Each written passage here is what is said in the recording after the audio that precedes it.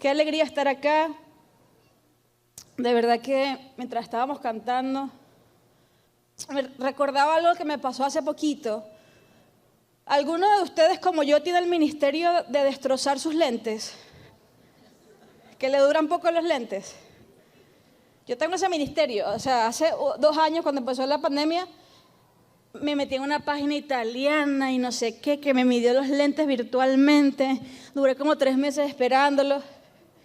Y a los 15 días, yo duermo leyendo y dormí, le cayeron unos cuantos kilos a los lentes. Ahora que viajaba, le dije a Sam, mi esposo, les mando un saludo, está ahorita casando a unos chicos. Le digo, Sam, regálame unos lentes, porfi. Bueno, vamos. Entonces me gustaron estos. Y yo le dije, no mires el precio, mira el amor con el que te casaste conmigo. El precio, eso es pura vanidad. Me amas. Entonces dice, sí, te los voy a comprar, pero sé que en cualquier momento sepultados serán. Pero ¿sabes por qué te cuento toda esta historia? Porque me dan una bolsita cuando llegan los lentes y el eslogan de la bolsita era, aún no lo has visto todo. A mí me ministran las bolsas, a mí me ministran las marcas, a mí me ministran todos los aviones, todo. Digo, qué loco, ¿no? Aún no lo han visto todo. Y mientras estábamos cantando, venía como una palabra profética para el liderazgo de Venezuela, y es aún no lo han visto todo. Desde que viajé, de hecho cuando vine, le dije a mis papás, no voy a predicar en ningún lado. Nadie me va a sacar de la casa. Pero cuando venía en el avión, el Señor me dijo, no es lo que tú quieras, no es lo que te guste, no es lo que tú planeas. Yo necesito que te encuentres con mi iglesia. Y no simplemente en formato predicación, aunque agradezco la invitación, sino ha sido formatos café, formatos hamburguesas, toda la comida, formato arepa, chicha. Pero hoy mientras estábamos ahí cantando y después de estar en varios lugares que hay hermanos acá que nos han acompañado en todos estos días, digo, entiendo que hay un nuevo tiempo sobre Venezuela. Que veo como que si estos años de presión purificaron el evangelio de muchos. Veo como que estos años de presión purificaron el llamado de muchos, porque no hay nada que identifique más el verdadero llamado que la presión. Pero creo que viene un tiempo de expansión, o sea, veo como el evangelio tomando canales, formas, pero más que, o sea, auditorios, pero también como cafés, como canchas de tenis de playa, como canchas de básquet, o sea, como veo como una apertura del evangelio por medio de gente que aguantó la pela. ¿Sí o no? Hace unos años, un par de años atrás, cuando vino el tema de la pandemia, fue muy fuerte para nosotros porque recién nos enviaban a pastorear a México. Yo viví 5 años en Buenos Aires y luego me caso, voy a México, un viaje que hice a México y Dios me dice, es la nación que tienen que ir por un tiempo. Llegamos así todos emocionados, felices, recién casados y apenas aterrizamos en México, pasan 3 meses y llegó una pandemia. Rayos. Y era como, ¿cómo se pastorea en medio de una pandemia? ¿Qué hacen los pastores cuando hay pandemia? Nadie nos había, o sea, ya hemos hecho un montón de escuelas y cursos, pero nadie nos dijo cómo se pastoreaba una pandemia. Pero una de las cosas que transformó nuestros corazones con mi esposo es que a nosotros después de la pandemia nos cambió toda la vida. No sé si a alguien más le pasó. Pero no por el hecho de lo que generó a nivel de mortandad. Creo que la pandemia, como dice un maestro de la Biblia que escucho mucho, la pandemia fue un termómetro de nuestro evangelio. La pandemia vino a ponernos un termómetro y a saber cómo estaba la temperatura. Estaba en 35, en 36, en 37, estaba hacia abajo. Pero recuerdo que una de las noches donde nos llamaba la gente con ataque de pánico, ansiedad, llorando, gente que estaba muriendo en el hospital, nos sentamos con Santiago en la cama y yo le dije, Sam, ¿cómo vamos a vivir el evangelio hasta que seamos viejos? Porque para mí esa era la pregunta más importante, ¿no? Antes de la pandemia, ay, sí, una casa, un carro, la estabilidad, porque son nuevos matrimonios que nos venden esa cosa. ¿Sí o no? Cuando tenga estabilidad, entonces sí. Pero la pandemia mostró que no había estabilidad estable. ¿Sí o no? El que tenía 5 carros no lo podía sacar. El que tenía mucho dinero no le servía nada porque muchos quedaron, murieron, familia, amigos. Pero el evangelio para mi vida fue decir, ¿qué tipo de evangelio voy a vivir a partir de hoy? Porque, ¿sabes algo? Muchas veces, cuando somos jóvenes, yo tengo unos 20 y tantos, no sé cuánto tengo usted, nuestras decisiones pasan por nuestros sentires. ¿Sí o no? Decidir venir hoy, un sábado de carnaval, para algunos fue algo rápido, para otros fue como que, bueno, sí, no, tal vez, ¿sí o no? Pero llega un momento en la vida de un niño de 10 años como un viejo de 50, 60, 80 años, donde hay un solo botón en tu corazón. Diga conmigo, un solo botón. Y ese botón es el evangelio. ¿Qué es esto, Vane? Que todas nuestras decisiones pasan por lo que a Dios le agrada. Y yo creo que Dios va a expresar en Venezuela gente que no vive para sí mismo. A veces el evangelio que vivimos pasa primero por nosotros, por nuestro tiempo, por nuestra finanza, por nuestros días libres. Pero creo que Dios está levantando una generación. No es que se vuelve hippie, el evangelio no vuelve hippie a nadie, no vuelve irresponsable a nadie. Pero siento en el Señor que el Espíritu Santo está marcando una generación para la cual el evangelio se vuelve todo. Todo en mi colegio, todo en mi universidad, todo en el trabajo, todo en el matrimonio, todo en el noviazgo. Porque creemos que el Señor está despertando el corazón de muchos a la salvación, pero creo que también Dios está levantando el corazón de aquellos que van a cuidar esa salvación. Mira a alguien, sonríele, ministrale y dile, Dios te está encendiendo para que cuides la salvación de alguien más. ¿Siguen acá? Entonces, una de las preguntas que yo me he hecho los últimos días es, ¿cómo estoy viviendo el evangelio? Pregúntate a ti mismo, ¿cómo estoy viviendo el evangelio? ¿Cómo estoy viviendo a Cristo hoy? Porque es una pregunta, a veces, mira, yo siempre le digo a los jóvenes, el evangelio es para gente pensante. A veces pensamos que la mente le pertenece al enemigo. No, yo tengo que hacerme preguntas, porque para eso me dieron mente, cerebro, neuronas.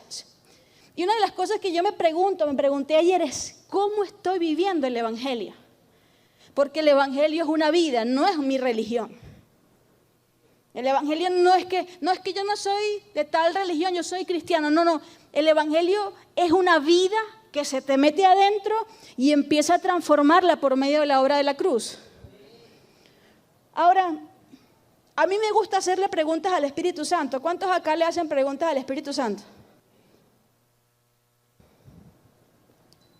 ¿Cuántos les hacen preguntas al Espíritu Santo? Oye, viejo, ¿cómo es esto? Vale. ¿Sabe por qué? Porque si hay algo que necesitamos como generación, es saber lo que Dios quiere recibir de nosotros. Ahora, yo no sé qué es lo que Dios quiere recibir de mi generación si yo no le pregunto al Espíritu Santo qué es lo que está esperando Dios de mí. Ay, pero si yo hago tantas cosas para el Señor. Sí, pero yo no quiero que llegue mi último día y que Dios me diga, todo lo que hiciste yo no te lo pedí. Pero si yo pinté y yo escribí una canción, todo chévere, Vane, bien, súper, duper, pero no te lo pedí. Y yo creo que Dios está levantando una generación que vuelve a la comunión con el Espíritu Santo. En estos días agarré a una discípula y le dije, por favor te pido que dejes de repostear todas las frases de los predicadores de moda. Llena así. ¿Viste esa gente que pone muchas historias? Tiqui, tiqui, tiqui, yo me aburro ya. Ella se levanta en la mañana y yo no sé cómo hace, pero pone 20 historias de todos los predicadores, hasta amigos míos que predican. Y yo le digo, ¿de qué te sirve tener el Instagram lleno de frases y el corazón vacío de Cristo? O sea, estamos en una generación pastoreada por frases, por eslogan, Pero yo creo que sí hay un avivamiento. Que en Asbury tiene su forma. Veo mucha gente extasiada. Yo estoy muy contenta, no extasiada, alegre. Porque siempre después de un avivamiento se generó una ola de gente que quería ir a ese lugar a traer. Dígalo conmigo, el mismo espíritu que está en Asbury está aquí adentro. Está en Venezuela, en otra forma, en otro canal. O sea, qué glorioso lo que está pasando allá. Pero no podemos seguir repitiendo la idolatría a las formas, porque entonces Dios manda una reforma. ¿Por qué se para el avivamiento? Porque entonces llega el hombre y dice, ya sé, ¿cuál cantaron cuando empezaron? Ok. ¿A qué hora empezaron? ¿Qué era la palabra bíblica? Entonces Dios dice, stop. Estoy levantando una generación que vuelve a escuchar mi voz y atesora mi voz. Puede sonreír que le veo cara como de sábado por la tarde, como que si fuera sábado por la tarde.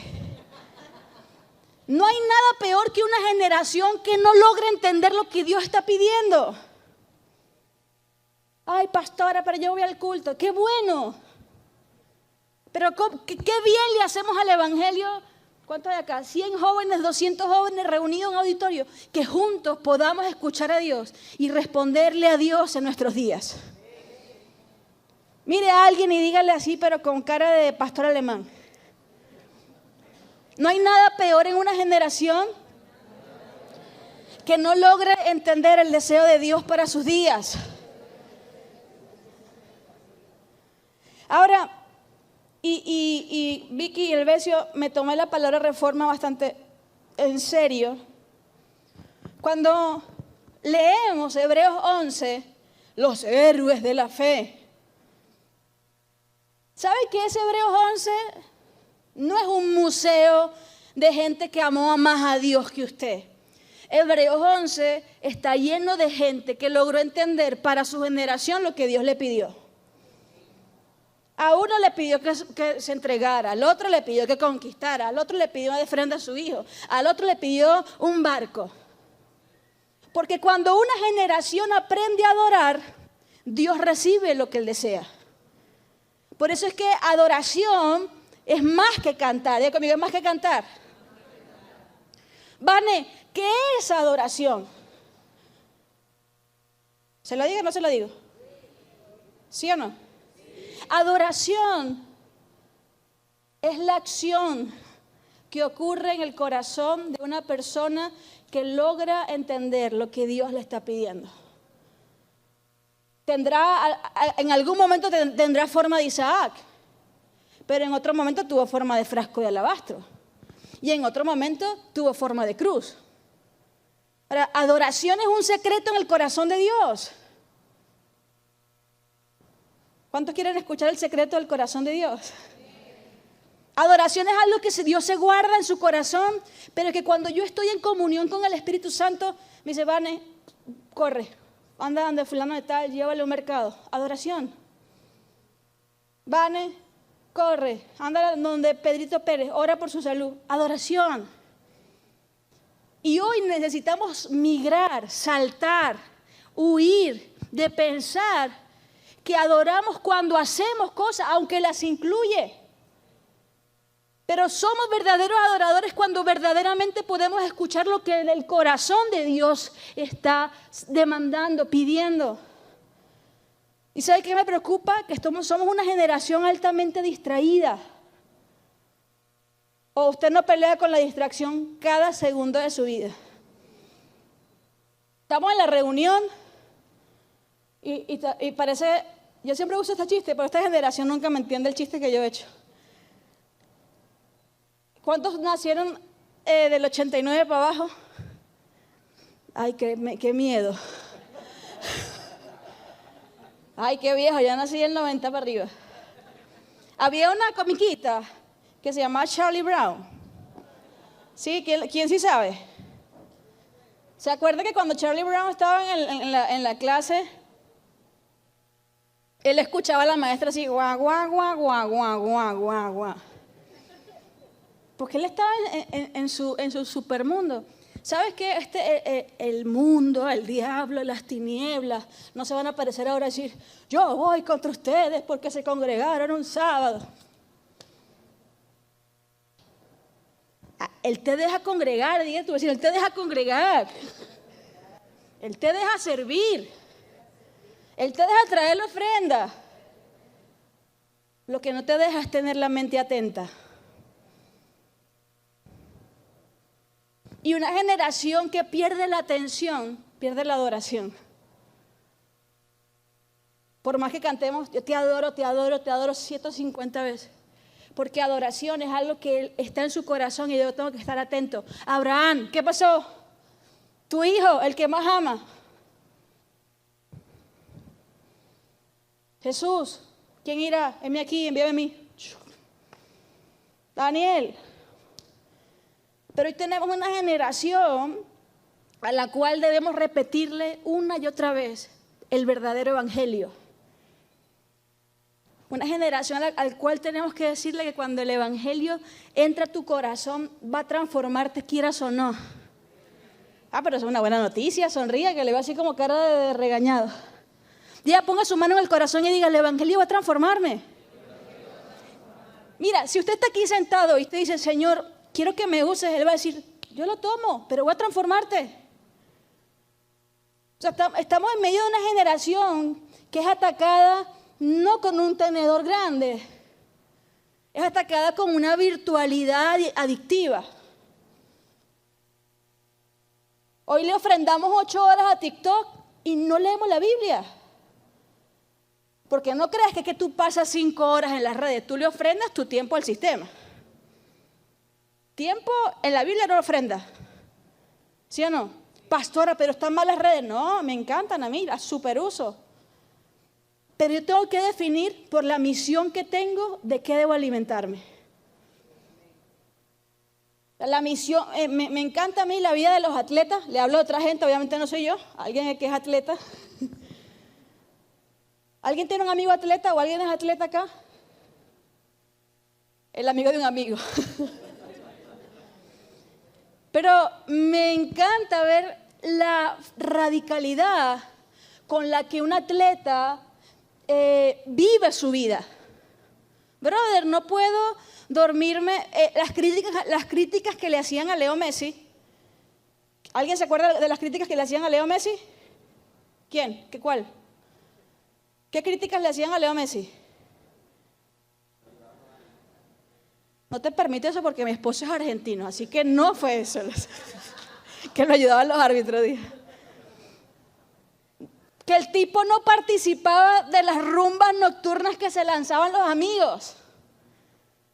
Que los amigos se iban de rumba y él se quedaba en el hotel descansando. Claro, quien no define misión, cualquier cosa le sirve. Creo en una generación de jóvenes que define misión adentro del corazón. Cuando tú defines misión, defines pasión. Cuando tú defines misión, defines pasión. Ahora, ¿cuántos siguen acá? ¿Qué es la reforma? Diga conmigo, una reforma es una intervención de Dios en la historia porque nos desviamos. Una reforma es Dios interviniendo en la historia porque el hombre hizo de las suyas. Creo que hay una reforma en nuestros días. Diga conmigo, esta reforma tiene que ver con volver al origen. Esta reforma tiene que ver con volver a Cristo. ¿Sabe? Yo tengo que declararme culpable de querer establecer formas. Me acuerdo con los jóvenes, llegó un punto donde yo decía, ¿qué más hago? No sé si le ha pasado a los líderes de jóvenes que uno dice, sí, tal, y le hacemos el culto tiktokero, y llega un punto en que tú dices, ¿qué más? O sea, nada los apasiona. No pasa en México nada más, o pasa acá. Pero le decía en estos días a los líderes de jóvenes de la congregación de mis papás. Hace unos días, no sé si Douglas lo vio, salió una estadística espiritual donde uno de los referentes de líderes juveniles decía, los jóvenes no quieren ser entretenidos. Como que le decían a los pastores, creo que era Itiel, a los pastores de jóvenes, que dejaran de pensar que si eran centennial, entonces que si eran millennial, que si los Z. Él decía, los jóvenes quieren palabra, los jóvenes quieren profundidad, los jóvenes quieren orar, los jóvenes quieren a Cristo. Es mentira, nos engañaron, pero ¿quién nos engañó? El sistema, diciéndonos que teníamos que hacer muchas cosas. Mira, en el aposento alto habían unos locos y habían jóvenes, niños, gente que pasó un montón de días a ir, no sé si había baño, posiblemente no había baño, esperando la llegada del Espíritu Santo. Mientras tanto, y esto lo aprendí el apóstol Rocco, había una fiesta en la ciudad. Había una fiesta prendida en la ciudad. Pero 120 recordaron y atesoraron lo que Dios había hablado. Por eso fueron los que inauguraron la iglesia del libro de los Hechos. Mi pregunta esta tarde es, ¿quién inaugurará en Venezuela el nuevo tiempo que viene sobre la iglesia? ¿Quién será capaz de enmudecer la fiesta de la ciudad y postrarse delante de Dios y decir, Señor, hasta que llenes esta ciudad, hasta que te expreses en esta ciudad, hasta que toques a cada familia, hasta que toques a cada joven, hasta que toques a cada niño? ¿Sabe por qué? Porque el evangelio es una decisión. ¿Puede gritar conmigo? ¿El evangelio es una decisión? El evangelio, yo decido vivirlo. Ora por mí, pastora. No, yo no puedo orar para que tú decidas a Cristo. Tú tienes que ver a Cristo y decir, no quiero otra cosa, te quiero a ti, quiero tu perdón, tu salvación, tu identidad, tu eternidad.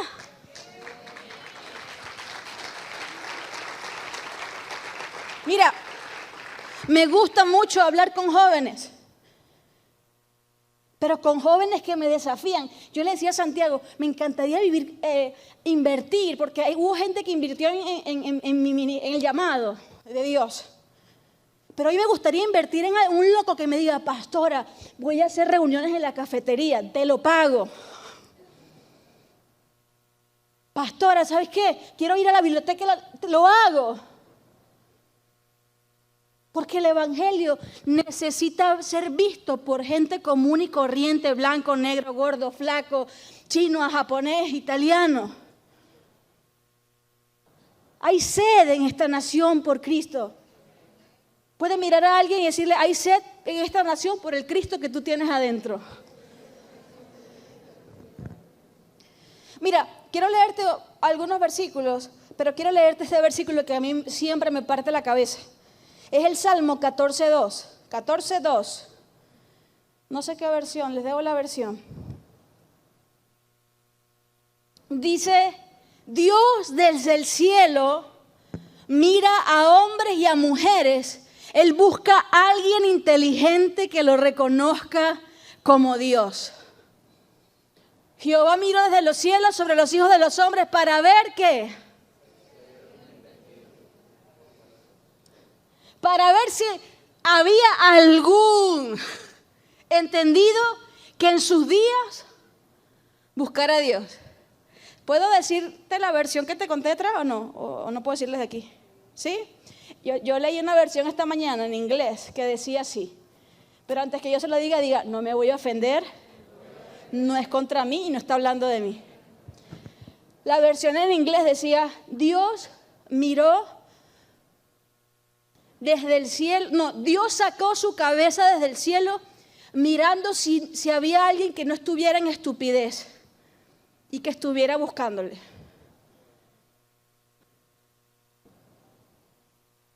O sea, para mí fue muy fuerte, porque romantizamos mucho el evangelio.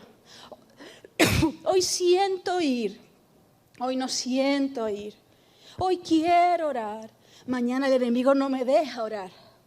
Y mientras pasa el tiempo, Dios está mirando desde los cielos. Si hay alguien inteligente, diga, ¿hay alguien inteligente? Que lo esté buscando. ¿Sabe por qué? Porque ese alguien seguramente lo está dando a conocer en la tierra.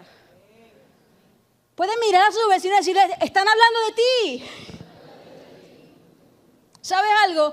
¿Qué es una reforma? Ponga la mano conmigo así, como si tuviera un botón ahí al frente. Una reforma es una vuelta, en Argentina se dice vuelta de rosca. Y cuando Dios hace esta vuelta de rosca, Dios no está buscando a alguien que sepa hacer algo para Él. Dios solamente está buscando gente que conozca su corazón. La reforma no es para ver quién sabe hacer cosas, aunque las incluirá. Cuando Dios produce una reforma, lo primero que busca es gente que le escuche. Cuando Dios produce una reforma, está buscando un niño de 12 años en una habitación diciéndole, Señor, quiero servirte. Cuando Dios produce una reforma, puede buscar un niño de 7 años en su casa diciendo, el Señor es mi pastor y nada me falta. Ahora, ¿cuántos se acuerdan de David? ¿Cuántos se acuerdan del salmista David?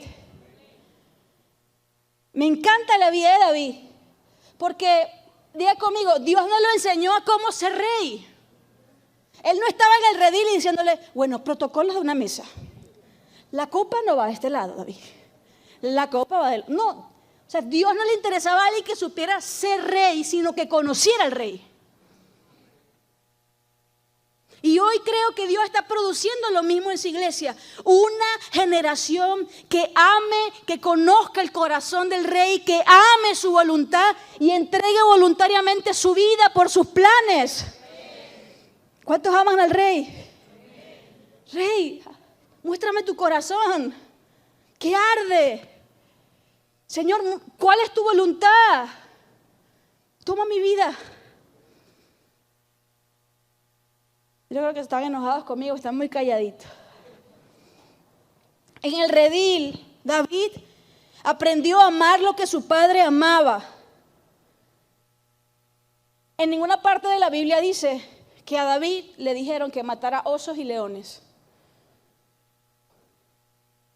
No aparece en la Biblia que él le pidieran que matara osos y leones. Solamente le pidieron que cuidara las ovejas. Pero cuando tú amas lo que el Padre ama, das tu vida por lo que el Padre ama. No me lo pidieron, pero esto es lo que ama mi Padre. No me lo pidieron, pero esto es lo que ama. Mira, hace unos meses atrás, unos amigos fueron a Israel. Y siempre los latinoamericanos nos queremos batir un champú así de... Entonces él llega, en Israel está pasando algo hermoso y es que la iglesia está ganando judíos para Cristo. Entonces, él llega delante de un pastor y le dice, pastor, ¿puedo enviarte 40 misioneros si lo necesitas para esta obra? Y el pastor le dijo, no necesito 40 misioneros. Pastor, entonces ¿puedo enviarte una ofrenda mensual para colaborar con lo que están haciendo? Y el pastor le dijo, no necesito una ofrenda mensual. Entonces mi amigo le dice, pastor, ¿qué necesitas? Y él le dijo, necesito médicos. Bueno, en lo que llegue a mi país voy a reunir médicos. Y dijo, ya va, no es cualquier clase de médicos. Son médicos que estén dispuestos a morir por la causa. Porque cuando salimos a lo que salimos, podemos volver o no volver. Entonces mi amigo se echó para atrás y dice que el corazón se le partió en 1000 pedazos y él dijo, perdóname, pastor, pero la iglesia latinoamericana no está preparada para algo como esto. Y ahí yo vuelvo a la pregunta, ¿qué evangelio estamos viviendo? ¿Cómo queremos vivir el evangelio? Porque a veces cuando uno está joven, uno dice, en 3 años le sirvo al Señor. ¿Y si no llegan a los 3 años? Porque Dios tiene toda la vida para esperarnos, pero yo no tengo toda la edad para esperar la eternidad, ¿sí o no? Puede mirar a alguien y sonreír y le diré, el tiempo es hoy. Dios es eterno. Tú le dices, Señor, cuando tenga estabilidad te busco. Él se siente en su eternidad. No le va a pasar nada, no va a envejecer, no le va a caer la inflación. Él está sentado en un trono inconmovible, dice la Biblia. El tema es que en la tierra yo envejezco. ¿Sí o no? A mí me da mucho temor cuando alguien me dice, pastora, le prometo que cuando tenga estabilidad le sirvo al Señor. Dígale complicado. Dame unos meses que en lo que se me acomode el trabajo, con las finanzas. Todavía yo no conozco a alguien que le haya pasado. ¿Alguien conoce a alguien que lo haya hecho? Porque todavía yo no lo conozco. Porque en lo que es estable quiere más estabilidad, en lo que tiene quiere más. Ahora creo que Dios hoy nos está mirando y encendiendo nuestros corazones por lo que Él desea. Hay no sé cuántos jóvenes reunidos en este lugar, pero siento en mi espíritu que ustedes representan el corazón de Venezuela. Y es lo que pude ver todos estos días. Mira, ¿cuánto me queda, Vicky? ¿Me pueden ayudar dos chicos? ¿Me ayudas? Ay, le voy a sacar el camarógrafo a Vicky. Tienes cara como de Adán, no, mentira.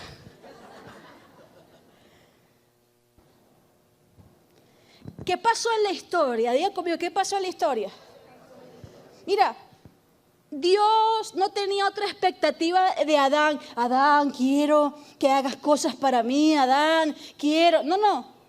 La única expectativa de Dios sobre Adán era que este hombre con su familia lo representara en el baño, en el mercado, en el del vecino. Es decir, que cuando alguien se encontrara con él, la gente dijera, es Dios. Tiene todas las características de Dios. O sea, su expectativa no era, mira, que me quede bien cortado el césped. Adán, mira, que no me robe. No, Adán. Si tú escuchas mi voz y la atesoras, quiero encontrarte siempre gobernando, sojuzgando, y que cuando las naciones se encuentran contigo digan, grandes cosas ha hecho el Señor con ellos. Pero el primer error de Abraham no fue pastorear los oídos de su esposa. Porque él tenía que haber pastoreado los oídos de su esposa con lo que Dios le había dicho. Luego hubo otro. Entonces aquí, diga conmigo, aquí falló la historia. No Dios, la historia. Dios no falló la historia. Luego Dios dice, no, pero es que el plan tiene que cumplirse. Ahora eres otra persona. Como una, ¿cómo se llamaba una producción de bajo presupuesto? Entonces Dios dice, reforma. Israel, viejo, te tengo fe, Israel. Y levanta Israel, lo mete en Egipto para ver si aprenden a entender lo que era la esclavitud para que pudieran valorar la libertad. Dale en Egipto, lo libera. Y cuando este pueblo sale, lo primero que hace es rendirse a fabricar un becerro de oro. Dios no tenía expectativa en que ellos hicieran grandes cosas, solamente que le representaran. Ahora, ¿qué es lo que Dios busca? ¿Puede levantar su manito y decirles un hombre que pueda humillar su voluntad todos los días? ¿Sabe por qué? Porque Adán, diga conmigo, Adán, desobedeció en el lugar donde debía gobernar. Pero Israel murió en el lugar donde debía adorar. Es por eso que siempre la reforma no nos dirá que otra forma, sino nos llevará a escuchar el corazón de Dios. Porque lo mismo que hizo Adán lo hizo Israel. Se desconectaron de la voz de Dios para sus días. Lo peor que podemos hacer nosotros hoy es desconectarnos de lo que Dios está hablando y de lo que su Espíritu está hablando. Gracias, Adán Israel. Si tienes un hijo, le pones Adán Israel. ¿Cuántos siguen acá? ¿Sabe qué pasó con Israel? Algún día me encontraré con Israel. Porque Israel, Dios no esperaba tanto. A veces, ¿sabes por qué hay gente que se frustra del Evangelio? Porque piensa que Dios espera mucho de él. Dígale a alguien, mira, nosotros no podemos darle a Dios lo que Él espera a menos que Cristo viva en nosotros. A veces las expectativas que nos ponemos son tan altas que nos termina aburriendo el Evangelio. Pero qué gloriosa es la cruz, Luisito, que dijo, cabezón, tú no puedes, pero mi hijo en ti es el único que puede satisfacer al Padre. Ahora, cuando en el libro de Hebreos, diga Hebreos, está en la Biblia, se habla acerca de Israel. Dice, por lo cual, como dice el Espíritu Santo, si oyereis su voz, diga conmigo, pero grítelo por favor, si oyereis su voz. No dice, si sientes ir al culto, si no tienes ganas. Dice, si oyeran su voz, no endurezcan el corazón como lo hizo Israel. Ellos vieron mis obras, me probaron. Por eso, mira lo que dice la Biblia. Por esa causa me disgusté con esa generación.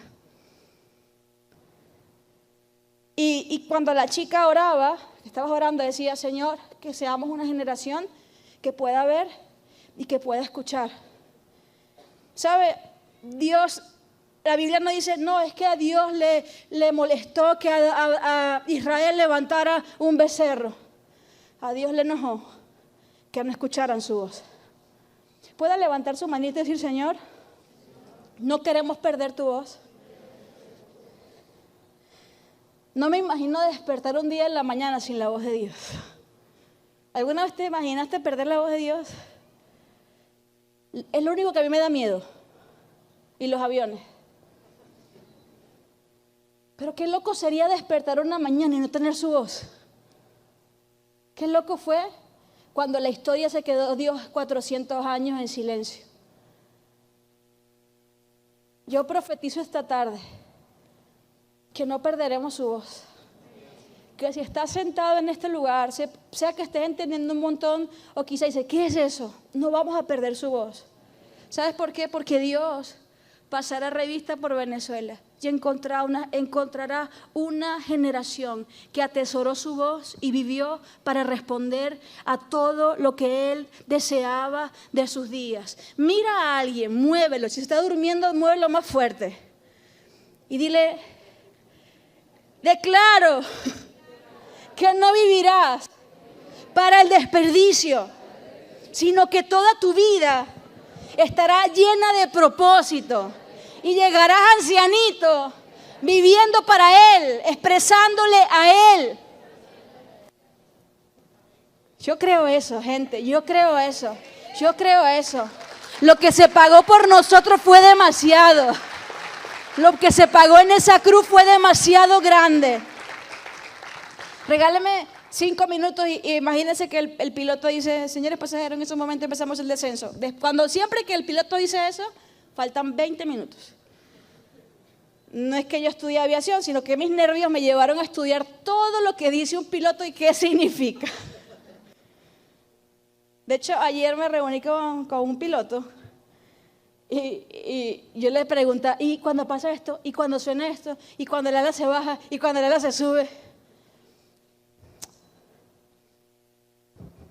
Diga conmigo, el deseo de Dios no ha cambiado. No es que cuando aparece una reforma, Dios viene con otro deseo. Él tiene el mismo deseo, que una generación le represente.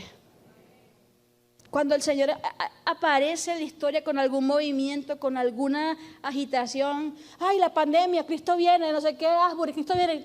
Yo no sé cuándo viene, tengo ni idea, pero que cuando venga nos encuentre escuchándole. Creo definitivamente que somos representantes de algo extraordinario y a veces no nos damos cuenta. ¿Qué somos nosotros? Gente común y corriente con una vida extraordinaria por dentro. Gente de barrio, de urbanización, de donde sea, pero que adentro está lleno de la vida de Cristo. ¿Sabe qué pasa? Que después de Adán, diga conmigo, Adán. No, pero dígalo con onda. Si usted se pone así, yo voy a empezar con mi acento mexicano, que por ahí lo tengo escondido y de repente sale y empieza a hablar así. Yo lo escondo, pero lo saco. Diga conmigo, Adán. Luego.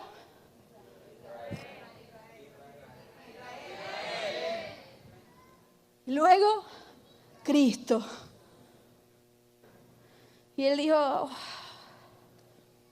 solo lo que quería de Adán era que se humillara y me escuchara. Solo lo que quería de Israel era que dejaran sus necesidades. Israel tenía grandes promesas, pero sus necesidades siempre le ganaban. Y hay evangelios, hay cristianos que tienen extraordinarias promesas, pero siempre la necesidad le gana. No diga conmigo, no yo otro. Pero llega un momento de la historia que aparece el hijo humillado. Y dice Filipenses, ¿qué dice Filipenses 2? A quien no le importó tomar forma, sino que se humilló hasta lo sumo se humilló. Y el padre dijo, que viene la reforma, porque lo único que he buscado siempre es alguien que voluntariamente rinda toda su vida. Y todo lo que el padre deseaba, ¿sabes en quién lo encontró? En Cristo. ¿Sabes qué pasó después de la cruz? El corazón del padre quedó satisfecho. No adoramos a Dios porque Él tiene un estado de depresión que necesita que le cantemos. No, si viéramos el corazón del Padre, está pleno, está lleno de lo que porque en la cruz, diga conmigo, la cruz fue el altar más perfecto que se pueda levantar en la historia. Y Cristo fue el cordero más perfecto que existía y que existió. O sea, cuando Él va a la cruz y dice, perdón, papá, mi primer hermano no pudo, el otro tampoco, pero yo me humillo. Porque quiero que tu corazón sea visto en la tierra. ¿Qué vimos en la cruz? Uno que fue capaz de amar lo que el Padre amaba y reconciliar todas las cosas con Él. Y tú dirás, bueno, Vane, ¿y si Dios quedó tan satisfecho con Cristo, nosotros qué hacemos? Y mira lo que dice 2 Corintios 5:15. Dice, y Cristo murió por todos. ¿Por quién? Diga por mí.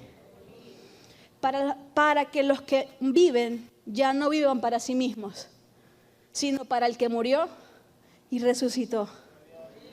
Qué loco, porque ¿sabes qué pasa? Que Adán, Israel y Cristo dice, ya va, Satanás. Porque Satanás pensó que había vencido cuando crucificaron a Cristo. Pero la carta que tenía bajo la manga el Señor era la iglesia. Y ahí estamos nosotros. Con 10, con 12, con 11, con 30, con 50. ¿Qué dijo el Padre? En Él quedé satisfecho. Solamente si ustedes entran en Él y Él entra en ustedes, yo permaneceré satisfecho de una generación a otra. ¿Qué es el Evangelio? Diga conmigo, Él en mí y yo en Él. ¿Quiénes son los reformadores después de la cruz? ¿Quiénes son los reformadores después de la cruz? Lutero, sí. La iglesia trae la forma del cielo a la tierra. Mira, ayer yo me hago muchas preguntas y tengo un cuñado, no vino, siempre lo nombro. Hacen más preguntas que Pepito Preguntón. Y me decía, Vane, si le preguntáramos a la cultura qué piensa de nosotros, ¿qué diría? Y yo decía, ¿dónde sacaste, niño? No podías preguntarte como el Salmo 23 o alabaré, no sé. Es extraordinario ver lo que la cultura de la generación de los apóstoles dijo acerca de ellos. En Hechos 17 dice, pero no los encontraron allí. Hechos 17:6. Llevaron a rastras a Jasón y algunos otros hermanos ante las autoridades. Mira lo que gritó la cultura de los apóstoles. Estos hombres que han trastornado el mundo entero también han venido acá y los ha recibido en su casa. La cultura habla de la iglesia. ¿Qué está diciendo hoy nuestra cultura acerca de nosotros? ¿Sabes qué es trastornar? Poner patas para arriba. ¿Sabes lo que estaba diciendo la gente acerca de los discípulos? Que estos olían a pescado porque eran pescadores. Estaban llenos de aserrín porque algunos eran carpinteros. Otros olían a billete como Mateo porque era... No vi de show, si usted lo vio no me lo cuenta que todavía no lo he visto. Cada uno olía a su profesión, pero lo que pasaba trascendía a su profesión. Era algo que trastornaba, cambiaba, producía vida. Ay, pastora, no me quiero dedicar al llamado completo. El llamado completo es siempre. Todos hemos sido llamados a expresar a Cristo completamente. Médicos llenos de Cristo, ingenieros llenos de Cristo, secretarios llenos de Cristo. Perdón. ¿Sabes quiénes son los reformadores? Los que trastornan de una generación a otra los fundamentos de este mundo. los fundamentos del mundo. A veces decimos, no, pastor, es que el mundo de los apóstoles era más fácil porque no tenían redes sociales. Así me han dicho a mí, no, es que era más fácil para Pedro ser viejo. ¿Cómo va a ser fácil ser cristiano en la época de Pedro si te agarraban con una Biblia y te volteaban y te morías desangrado? ¿O no has visto cómo murieron todos los apóstoles? Ninguno murió en el Metropolitano con un montón de coronas. Degollados, fritos, arrastrados por una carreta hasta que se muriera. Pastora, ese evangelio no me gusta. Yo sí creo en el evangelio. Que hoy quizás no nos tocará morir arrastrados por una carreta, pero que cada segundo de nuestra vida Cristo pueda ser glorificado. Que tu matrimonio, tu noviazgo, tu soltería sea un lugar donde Dios encuentre placer, deleite. Póngase sobre sus pies y abrace a dos. Y de pie me veo obligada a terminar más rápido. Pero no les sé decir cuánto va a durar ahí. Escúchame por un momento, 2 minutos. Diga conmigo, el mundo siempre ha sido mundo. No es que nuestro mundo es más complicado. El mundo siempre ha sido mundo, solo que de una generación a otra cambió su estuche. El mundo siempre ha sido mundo. ¿Y sabes algo? ¿Cuáles son los fundamentos de nuestro mundo? Miedo, manipulación, materialismo, egoísmo, egocentrismo, mentira. ¿Qué es un reformador, pastora Vane o Vane, como me quiera decir? Alguien que ante el miedo ama y experimenta ser amado por Dios. ¿Quién es un trastornador? Que en un mundo tan egoísta siempre tiene algo para dar. ¿Quién es un trastornador? Alguien que pudiendo vivir para sí mismo elige vivir para Él. Alguien que en un mundo mezquino, que en un mundo egocéntrico dice, yo viviré por esa cruz. Me encanta y siempre lo repito, y si lo dije aquí, entienda que hágase el asombrado. Pero esos maravillosos himnos, como dice, he decidido seguir a Cristo, no vuelvo atrás. ¿Se acuerda? La cruz delante, el mundo atrás. ¿Saben lo que es ese himno? Es la canción de una familia que estaba siendo enterrada. Y los hijos le decían al papá, papá, no niegues a Cristo. Y tapaban a la esposa. Yo nunca he estado en algo tan difícil, no sé si alguien más ha estado en algo tan difícil como eso. Y tapan a la esposa con tierra hasta arriba. Y luego quedan los niños y queda él. Y los niños dicen, papá, no mueras como un cobarde porque nos predicaste a un Cristo poderoso. Y al papá le tocó ver a un niño, al hijo ser enterrado. Y de este momento salen canciones como esa.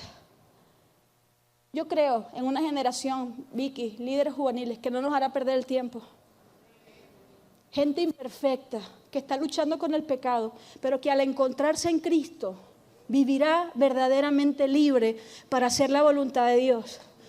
¿Sabes qué es la libertad? ¿Sabes qué es la libertad? La libertad es que Cristo nos hizo libres para hacer su voluntad. Hay gente que dice, bueno, un poquito de mundo, un poquito de iglesia, porque Dios me hizo libre. Oh, si pudieras ver lo extraordinario que pasó en esa cruz. Pastor, es que el pecado, deja de pelear con el pecado, entra en aquel que llenó de plenitud al Padre, porque en Él el pecado fue derribado. Pastora, yo no sé hablar, tranquilo. Que una generación encontró un tartamudo atento, que se llamó Moisés. Dios no está mirando tartamudez, si no sabe hablar, si no tiene un vocabulario evangélico, solamente quiere a alguien que voluntariamente humille su vida. Y yo quiero cerrar ya orando. Vicky y Alvesio, yo necesito orar por ellos. ¿Se puede? Pero mira, no es la oración de Señor ahora. Yo quisiera que este lugar, este espacio se llene de aquellos que dicen, Señor, no sé, porque a veces uno no sabe.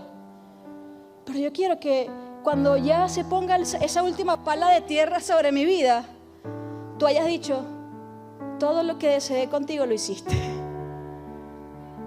Tenemos problemas. ¿Alguien tiene problemas aquí que se me una?